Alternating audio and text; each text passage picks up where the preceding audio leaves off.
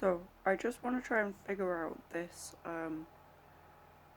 Sorry about the background noise, there's like a tractor or something going past. Weird. So I just want to figure out this like component of Wittgenstein.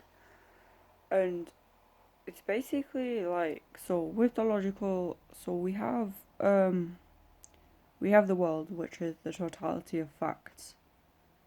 And then we have a language which mirrors the world.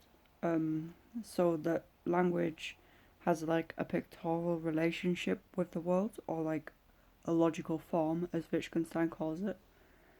And so that's how we speak about the world. When we assert something or say something, we're essentially speaking of in the context of a proposition having sense.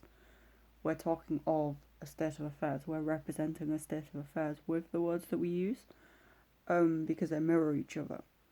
So then, but then the relationship itself isn't necessarily material, right? So we have one object and then we have another object, and then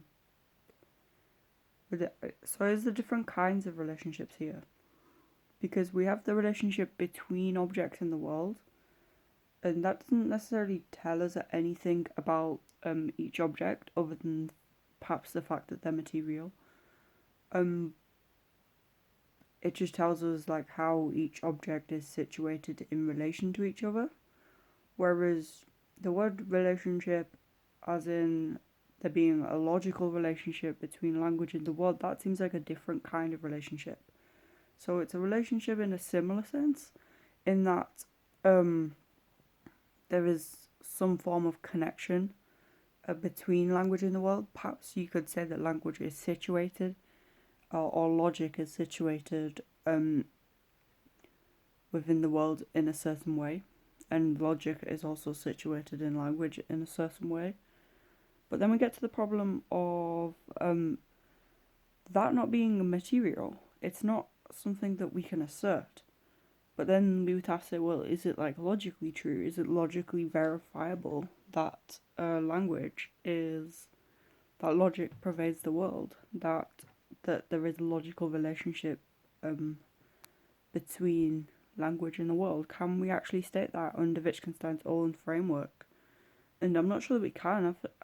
That's essentially positing some form of metaphysics, and like we can't speak of metaphysics because metaphysics is beyond the physical, and Wittgenstein's conception of language only deals with the physical. Like he says, well, what we would say, I guess, would be that the logical relationship shows itself to us. It makes itself manifest. So when we speak, we're able to picture the world. We're able to picture a particular state of affairs. And if we can conceive of a state of affairs as being true or false, then the statement has sense.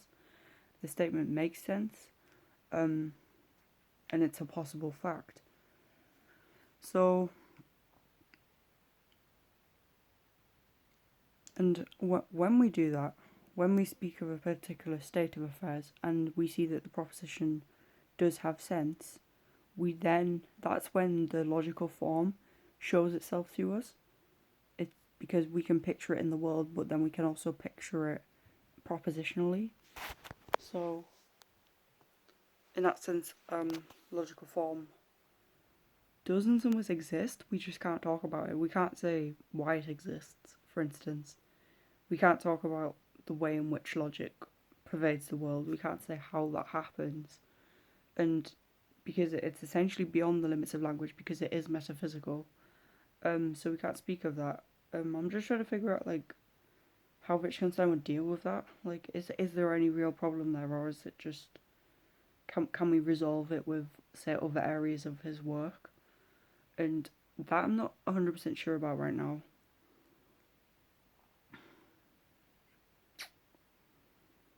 Because I feel like there is a problem there. I feel like there is a problem that I'm trying to get to.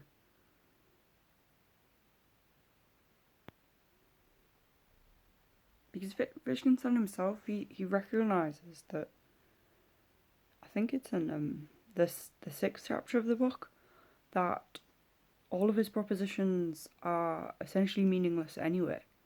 That the whole book is meaningless. Anyone who understands him will see that the book should be used as a ladder to climb up, and then just to simply be disregarded, because the propositions themselves are meaningless. So I don't even know if that's.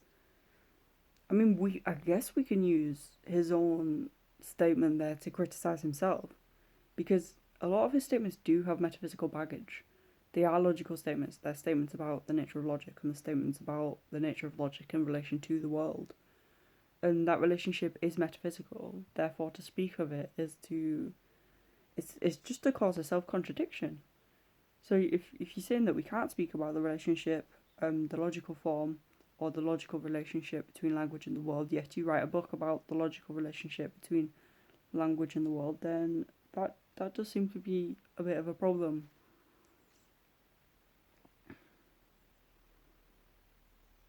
Unless, of course, I mean, but I don't think that should necessarily be a criticism of Wittgenstein himself, because we can bring in this element of showing. So one of the initial ideas I had when I was reading the Tractatus was that Wittgenstein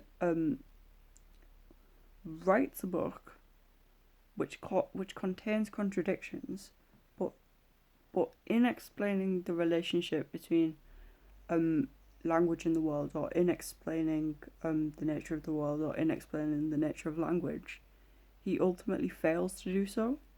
So, in failing to do so, he essentially shows us what is not possible. He essentially shows us the limits of language by attempting to, I guess, go beyond the limit. And there was a really interesting quote in an essay that I read by Wittgenstein on ethics, and it was something like where like running against the edge of our cage or something, or and the cage is essentially like the limits of our language, and when we reach the limits of our language, or when we try to speak of something which resides beyond the limits of language, we just bang up against the edge of the cage. So we can never actually get to it. We just skirt around, and so it's meaningless. Try to speak of certain things like ethics and whatever. This is gonna cut out anyway, so I think I've sort of resolved what I wanted. Not really, but yeah. Thanks for watching.